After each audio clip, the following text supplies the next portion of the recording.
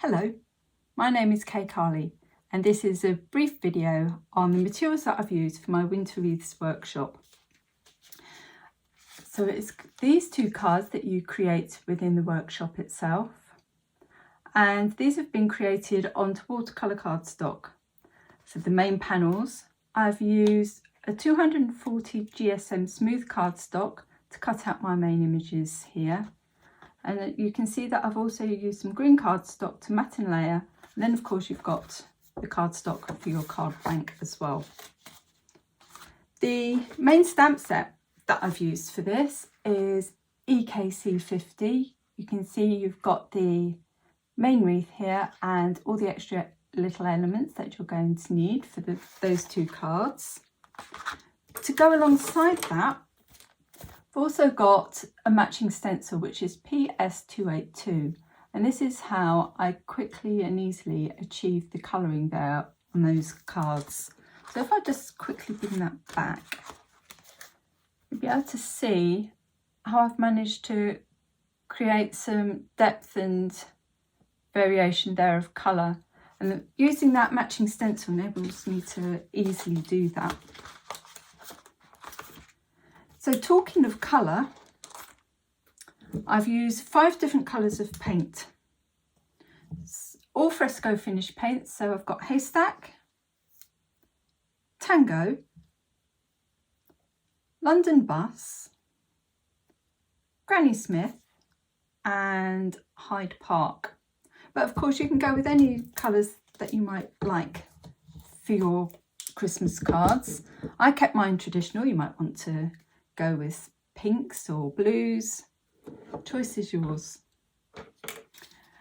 I've used barn door for my words.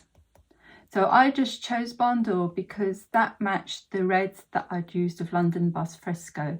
So whatever main image you decide, or whatever colour rather you decide for your main image, you might just want to grab an ink pad that matches. The actual stamping out of the wreath I did with the olive green Archival ink. And to colour that background wreath, I've used 2 dye-based pens here, which are both clean colour ones. Doesn't really matter whether it's the clean colour, it could be distress ink, could be watercolour pencils, whatever you fancy, just something that's going to react with water for you. So the numbers I've used is 44, which is deep green, and 48, which is emerald green there. A couple of extra little embellishment things are some self-adhesive gems. You see that I've got in red and green.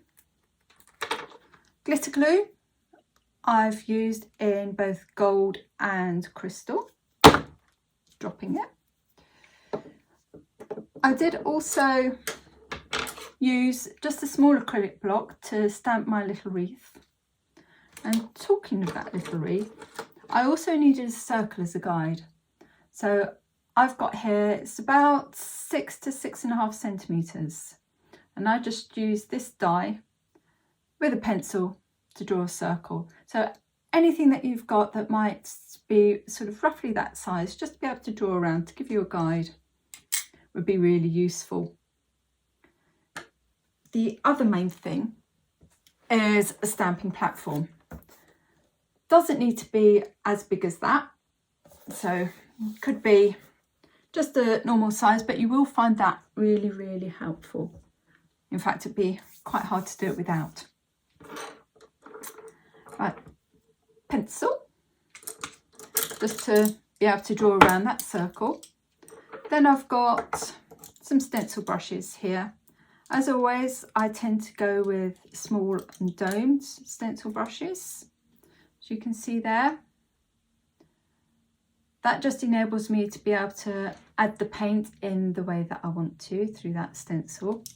So I always have those to hand. I've got a number 4 round paintbrush as well, which I use to paint the wreath.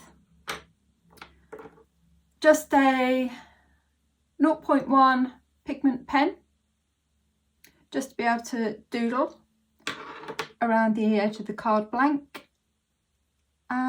Scissors, you will also need some scissors. Post-it notes or sticky notes, you might find that quite helpful as well, or just a piece of paper that you can see through. Then other general materials, I've got my little list here. Tin foil, I use that as a palette.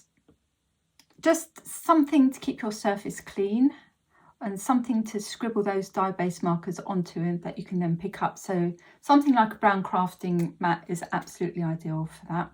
If you haven't got something like that, you could scribble onto your foil and pick it up from there. Tile, anything like that that's non-absorbent. General cleanup stuff as well, so kitchen towel, baby wipes will be really helpful. Heat gun, just to quickly dry off your layers between. If you haven't got a heat gun, a hairdryer would do. Mentioned scissors already. Glue you're going to need. And I think that's probably about it. So just, you know, general sort of crafting, cleanup stuff really, and as I say, scissors, etc. So this is a pre-recorded workshop. The video is already within a private Facebook group. Trying to talk too quickly there. And you can find out all the details that you'll need to be able to book this workshop, including the price, etc., over on my Crafting with Carley Facebook page. So I hope to see you over there. Thanks very much for watching. Bye bye.